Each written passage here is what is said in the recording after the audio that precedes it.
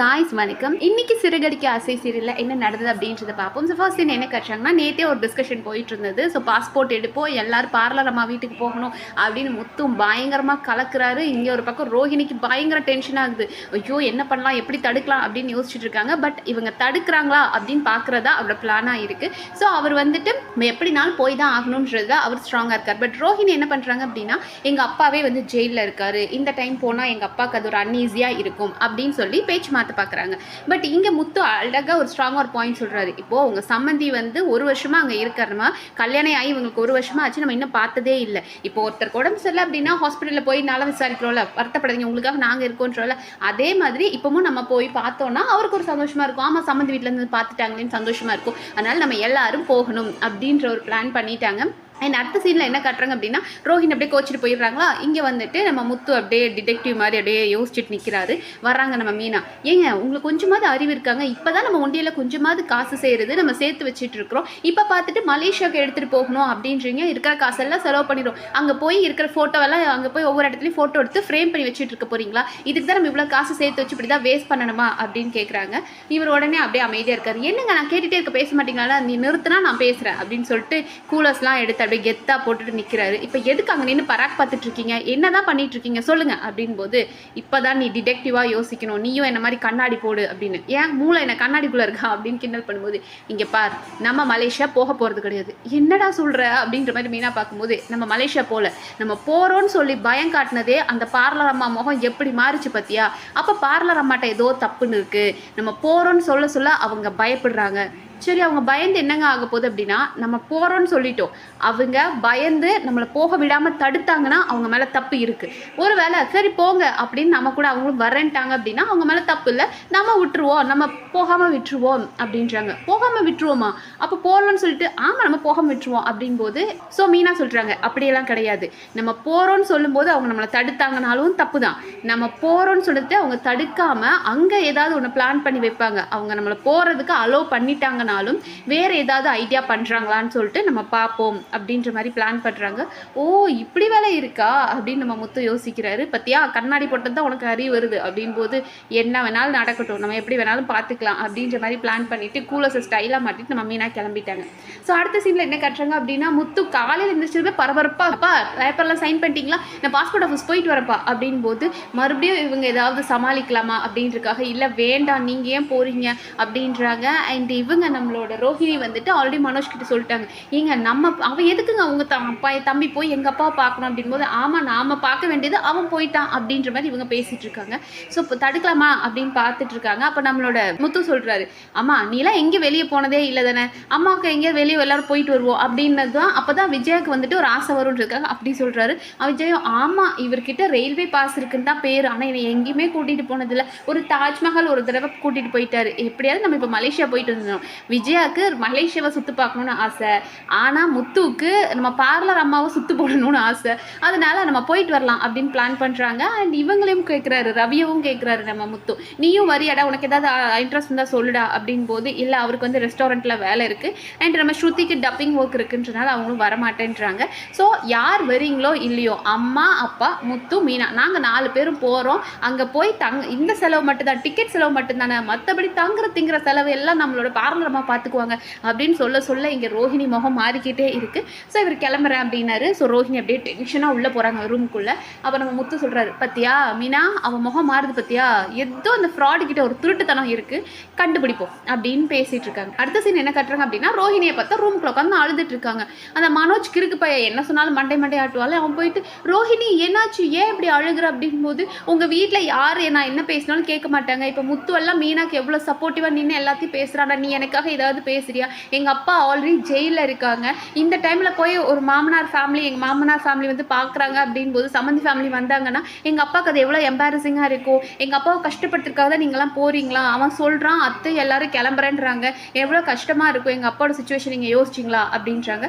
இரு நான் பேசி சமாளிக்கிறேன் அப்படின்ட்டு மனோஜ் கொடுக்கணும்னு வெளியே வரார். வந்துட்டு அவங்க அம்மாட்ட, அம்மா நீங்கள் யாரும் போக வேண்டாமா அப்படின்னு. போக வேண்டாமா, ஏன் அப்படி சொல்கிறேன் போது, ஆமாம் அவங்க அப்பாவுக்கு கஷ்டமாக இருக்கும்ல, நம்மளுக்கு வந்து இப்படி இந்த டைமில் வந்து நம்ம சம்மதி வீட்டுக்காரங்க நம்ம ஜெயிலில் இருக்கும்போது பார்த்தா கஷ்டப்படுவாங்க தானே அப்படின் போது ஆஸ் யூஷுவல் நம்மளோட முத்து ஒரே பாயிண்ட் தான் சொல்கிறார். இங்கே பாரு, ஹாஸ்பிட்டலில் ஒருத்தவங்க உட முடியாமல் இருந்தால் நம்ம பார்த்து ஆறுதல் சொல்லும், அந்த மாதிரி இப்போ நம்ம போகணும். அப்படி இல்லைன்னா நாளைக்கு கேட்பாங்க. மீனா சொல்கிறாங்க, ஆமாம் அத்தை நாளைக்கு உங்களை கேட்பாங்க, ஒரு இது விட்டாது நீங்கள் வந்து பார்த்தீங்களா, ஒரு சம்மதி வீட்டுக்காரங்க இப்படி இருக்காங்கன்னு பார்த்தீங்களா, அது கெட்ட பேர் ஆகும் அத்தை அப்படின் போது, ஆமாம் ஆமாம் நாங்கள் கண்டிப்பாக போகிறோம், டே மனோஜி நீயும் வாடா அப்படின்னு அவங்க அம்மா கூப்பிடுறாங்க. நான்லாம் வரல, அவனுக்கு ஆசை இருக்குது வரலான்ட்டு. பட் ரோஹிணி இல்லை நாங்கள் கடன் வேறு நிறைய வாங்கி வச்சுருக்கோம், எங்களெல்லாம் வர முடியாது அப்படின் போது, சரி யார் வரீங்களோ இல்லை நம்ம போகலாம் அப்படின்றத மறுபடியும் பேசிட்டாங்க. அண்ட் இவங்களும் நம்ம விஜயாவும் சொல்லிட்டாங்க, இந்த தடவை முத்து பேசுறது கரெக்டாக இருக்குது, என்னதான் இருந்தாலும் நம்ம போய் கல்யாணம் ஆகி உங்களுக்கு 1 வருஷம் ஆச்சு, நம்ம இன்னும் போகாமல் இருந்தால் தப்பாக போயிடும், அதனால் கண்டிப்பாக நம்ம அங்கே போகிறோம், அவங்கள பார்க்குறோம் அப்படின்ட்டாங்க. ஸோ இவரால் ரோஹிணியாலையும் சரி நம்மளோட மனோஜாலையும் ஒன்றும் செய்ய முடியல, அப்படியே திரும்பி வராது. அண்ட் அடுத்த சீனில் என்ன காட்டுறாங்க அப்படின்னு பார்த்தோன்னா, நம்மளோட ஸ்ருதி அண்ட் ரவியை காட்டுறாங்க. நைட்டு டப்பிங் முடிச்சுட்டு வராங்க. வந்ததுமே ஸ்ருதி அவங்க சீரியல் நடந்து ஒரு இன்சிடென்ட் கேட்குறாங்க. அதாவது அந்த சீரியலில் ஒரு பொண்ணு டிவோர்ஸ் கேட்குதான், எதுக்குன்னா ஹஸ்பண்ட் தான் கூட டைம் ஸ்பெண்ட் பண்ணவே இல்லை அப்படின்ட்டுருக்காங்க. ஸோ நம்ம 2 பேரும் எவ்வளோ டைம் ஸ்பெண்ட் பண்ணுறோம் அப்படின்னு யோசிக்கிறாங்க. பார்த்தா கிட்டத்தட்ட ஒரு 2.5 hours ஒரு நாளைக்கு அவ்வளோதான் டைம் ஸ்பெண்ட் பண்ணுறாங்கன்றது புரியுது. ஸோ ஸ்ருதிக்கு வருத்தமாக இருக்குதே, இப்படியே 2 மணி நேரம் 1 மணி நேரம்னு சொல்லி நாளைக்கு நம்மளும் டிவோர்ஸில் வந்து நின்னா என்னடா பண்ணுறது, ஒரு நாளைக்கு எல்லாரும் எவ்வளோ நேரம் டைம் ஸ்பெண்ட் பண்ணுறாங்க, வா தெரிஞ்சுக்கோ அப்படின்னு சொல்லிட்டு டக்குன்னு ரூமை கிளம்புறாங்க. ரூமை விட்டு கிளம்புறாங்க. எல்லாரோட கதவையும் தட்டி எல்லாரும் வெளியே வாங்க ஒரு சர்வே எடுக்கணும் அப்படின்னு கூப்பிடுறாங்க. என்னன்னு பார்த்தா ஒரு நாளைக்கு எவ்வளோ டைம் ஸ்பெண்ட் பண்ணுவீங்க அப்படின்னு சொல்லிட்டு நம்மளோட மனோஜ் அண்ட் ரோஹிணி கிட்ட கேட்குறாங்க. ஸோ நாங்கள் ஷோரூமில் இருக்கிறது அப்புறம் பார்லர் முடிஞ்சு வர்றது கிட்டத்தட்ட 9 hours நாங்கள் ஒன்றா இருக்கோம் அப்படின்போது 9 hours ஒன்றா இருக்கீங்களா அப்படின்னு ஸ்ருதி ஷாக் ஆகுறாங்க. அடுத்தது மீனா அண்ட் முத்து கிட்ட கேட்கும்போது நாங்கள் 2 பேரும் காலையில் 5 மணிக்கு எந்திரிப்போம், அவர் சவாரி போக 9 மணி தான், இடையில மதியம் வந்து 2 மணி நேரம் பேசிகிட்டு இருப்பாங்க, அதுக்கப்புறம் 7 மணிக்கெலாம் வீட்டுக்கு வந்துடுவார், நாங்கள் எப்படி பார்த்தாலும் ஒரு 10 மணி நேரம் பேசுவோம் அப்படின் போது 10 மணி நேரம் பேசுகிறீங்களா நீங்களாம் அப்படின்னு ஷாக் ஆகுறாங்க. ரோஹிணிக்கு ஓ இவ இதுலேயும் நம்மளை விட முன்னாடி நிற்கிறாளே அப்படின்ற மாதிரி ஒரு பொறாமையில் பார்த்தாங்க. ஸோ ஸ்ருதி ஒரு பாயிண்ட்ல வந்துட்டு, பாருடா நம்ம 2 பேர் தான் லீஸ்ட் ஒரு 2.5 hours தான் நம்ம டைம் ஸ்பெண்ட் பண்ணுறோம், மற்றவங்களாம் 10 hours கிட்ட டைம் ஸ்பெண்ட் பண்ணுறாங்க. முத்து நீங்களும் எங்கேயாவது வெளியே போங்க அப்படின்றாங்க. அப்போ மீனாவும் சொல்கிறாங்க, ஆமாம் ஸ்ருதி நீங்கள் வந்து உங்கள் வேலை அந்த மாதிரி இருக்குது, அதனால நீங்கள் எப்போயாவது லீவ் கிடைக்கும் போது எங்கேயாவது வெளியே போய் டைம் ஸ்பெண்ட் பண்ணுங்க அப்படின் போது நம்ம முத்து சொல்கிறாரு, நாங்களாம் மலேசியா போகிறோமே நீங்களும் எங்கள் கூட வாங்கலேன் அப்படின்னு சொன்னார். உடனே நம்ம ஸ்ருதி யோசிக்க ஆரம்பிச்சிட்டாங்க. காலையில் சொன்னாங்க இல்லை டப்பிங் வேலை இருக்குன்னு, பட் இந்த ஒரு சீன்லாம் பார்த்ததுக்கப்புறம் ஆமாம் நம்ம எப்படியே டைம் ஸ்பெண்ட் பண்ணணும் அப்படின்றாங்க. ரவி இருந்துட்டே எனக்குலாம் லீவ் தர மாட்டாங்க அப்படின்போது, உனக்கு என்ன லீவு, மலேசியா போகிறோம் அங்கே போய் ரெசிபிலாம் நான் கற்றுக்கிட்டு வர போகிறேன் அப்படின்னு சொல்லிடுன்றாங்க.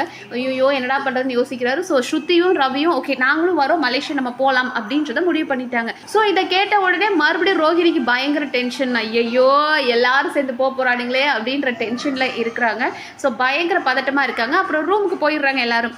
அப்போ நம்ம மீனா கேட்குறாங்க, ஏங்க நம்மளே மலேசியா போகிறது கிடையாது, இதில் ஏங்க ஸ்ருதியெல்லாம் வேறு ஏற்றி விட்டுறீங்க அப்படின் போது, பரவாயில்ல இங்கே மலேசியா போகலன்னா என்ன அவங்க இங்கே தனியாக போயிட்டு வரட்டுமே அப்படின்றாங்க. அப்போ இவங்களும் நம்மளோட மீனாவும், நானும் எங்கேயுமே வெளியே போனது இல்லைங்க, இந்த மாதிரிலாம் ஹனிமூன்லாம் எங்கேயுமே போனதில்லைன்னு போது, உனக்கு எங்கே போகணும் ஆசையாக இருக்குது அப்படின்னு முத்து கேட்குறாரு. அவங்களுக்கு ஊட்டி போகணும் அப்படின்றாங்க. ஊட்டி தானே ஒரு அழுத்தழுத்தினா போயிடலாம், வீட்டில் பிரச்சனையெல்லாம் முடியட்டும், நான் உன்னை கூட்டிகிட்டு போகிறேன் அப்படின்னு மீனாவும் முத்துவும் பேசுகிறாங்க. அண்ட் அடுத்த சீனில் என்ன காட்டுறாங்க அப்படின்னா, ரோஹிணி யார் வீட்டுக்கு போகிறாங்கன்னா இவங்க வீட்டுக்கு, வித்யா வீட்டுக்கு போகிறாங்க. ஸோ வித்யா வீட்டுக்கு போய் ஆஸ் யூஷுவல் ஃப்ரெண்டு கிட்ட புலம்ப ஆரம்பிக்கிறாங்க. என்னடி பண்ணுறது, இப்படி எல்லாரும் மலேசியா போகிறேன்றாங்க, என்ன பண்ணுறது அப்படின்போது, இங்கே பாரு இந்த மாதிரி பிரச்சனை தப்பிக்க ஒரே வழி தான், காலில் விழுந்துரு, நீ பொய் சொன்னது ஒரு புக்கே எழுதலாம், அவ்வளோ பொய் சொல்லியிருக்க, பார்ட் 1 பார்ட் 2ன்னு போயிட்டே இருக்கும், அந்தளவுக்கு நீ நிறைய பொய் சொல்லியிருக்க, மாட்டிக்க போறியா, காலில் விழுந்துரு அப்படின் போது, இப்போ நான் சொன்னேன் அப்படின்னா அவர் கூட என்னால் வாழ முடியாது, நான் இந்த பொய்யெல்லாம் சொல்கிறது நான் மனோஜ் கூட வாழணுன்றதுக்காக தான், அதனால என்னால் அவனெல்லாம் விட்டு கொடுக்க முடியாது. அதாவது இவங்களுக்கு பயங்கர லவ்வா மனோஜ் மேலே, நமக்கு லவ் இருந்தது அப்படின்னா நம்ம அவங்களுக்காக என்ன வேணாலும் செய்வான், ஆனால் இவங்க பணத்துக்காக இங்கே வந்து ஒட்டிக்கிட்டு என்ன வாய் பேசுகிறாங்க. ஸோ மனோஜ் என்னாலலாம் விட்டு கொடுக்க முடியாது அப்படின்றாங்க. சரி என்னதான் பண்ணலாம் அப்படின் போது, சரி நீ அந்த மணியை வர சொல்லு அப்படின்றாங்க. மணியை அவன் எதுக்குடி அப்படின்போது, நீ கூப்பிடு அப்படின்றாங்க. ஸோ மணியை கூப்பிடுறாங்க.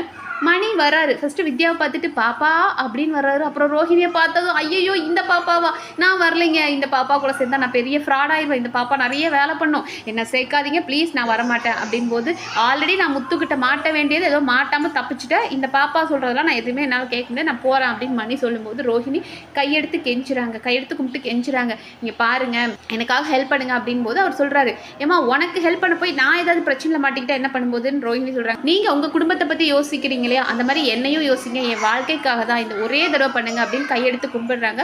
ஸோ மணிக்கு கொஞ்சம் கஷ்டமாக இருக்குது, என்னம்மா வாழ்க்கைன்னு சொல்கிற அப்படின் போது இந்த பிரச்சனையை நம்ம இதோட முடிச்சிடலாம் அப்படின்னு ஏதோ ஒரு பிளான் சொல்கிறாங்க. அது சீக்கிரட்டாக நம்மகிட்ட காமிக்கல, சீக்கிரட்டாக சொல்கிற மாதிரி இருக்குது. ஸோ இந்த பிரச்சனையை முடிக்கிறதுக்காக தான் வர சொல்கிற போது இங்கே பாருமா இதான் கடைசி, இதுக்கு மேலே நான் வரமாட்டேன் அப்படின்னு சொல்கிறாங்க. இந்த ஒரு தடவை வாங்கன்னு சொல்லிட்டு அதோட முடிச்சிட்டாங்க. ஸோ நாளைக்கா என்ன காமிக்கிறாங்க அப்படின்னா லைக் அவங்க அப்பாவை முடிச்சு கட்டுற போகிறாங்க. ஸோ அவர் வந்து பேசுகிற மாதிரி காமிக்கிறாங்க, சின்ன ப்ரோமோ மாதிரி காமிச்சாங்க. லைக் அப்பா கொன்னுட்டாங்கம்மா அப்படின்றாங்க அவர், அதாவது மணி வந்துட்டு அவங்க மாமா மாதிரி வந்து அங்கே பேசுகிறாரு, அப்பாவை கொன்னுட்டாங்கன்றாங்க. அவங்க உடனே ஷாக் ஆகுறாங்க. இதை பார்த்து நம்ம முத்துக்கு டவுட் ஆகுது. அப்போ மீனா சொல்கிறாங்க, எங்க இதுலலாம் யாராவது போய் சொல்லுவாங்களா, டவுட் ஆக வேண்டான்னு போது இங்கே பாரு நம்ம மலேசியா போகிறோம் அப்படின்னு சொன்னதுக்கப்புறம் 2 நாள் கழிச்சு அவங்க அப்பா செத்துட்டாங்கன்னு நியூஸ் வருதுன்னா ஏதோ சம்திங் ப்ராப்ளமாக இருக்குது, நம்ம யோசிக்கணும் அப்படின்னு நம்ம டிடெக்டிவ் மூளை யோசிக்க ஆரம்பிச்சிருச்சு முத்துக்கு. அதோட இன்னைக்கு எபிசோட் முடிச்சிட்டாங்க. ஸோ ஓவரால் இன்னைக்கு எபிசோடில் வச்சா பாருங்க ஆப்பு அப்படின்ற மாதிரி ரோஹிணியை சுற்றி வளைச்சி கட்டு அடின்னு அடிச்சிட்டு இருக்காரு முத்து. பயங்கர சம்பவமாக இருக்குது. ரோஹிணி கூடிய சீக்கிரத்தில் கையும் களவுமாக மாட்ட போகிறாங்கன்றது தெரிஞ்சது. ஸோ பாப்போம் நாளைக்கு வேறு என்ன இன்ட்ரெஸ்டிங்காக நடக்குதுன்றது அடுத்தடுத்த வீடியோவில் பார்க்கலாம். நன்றி.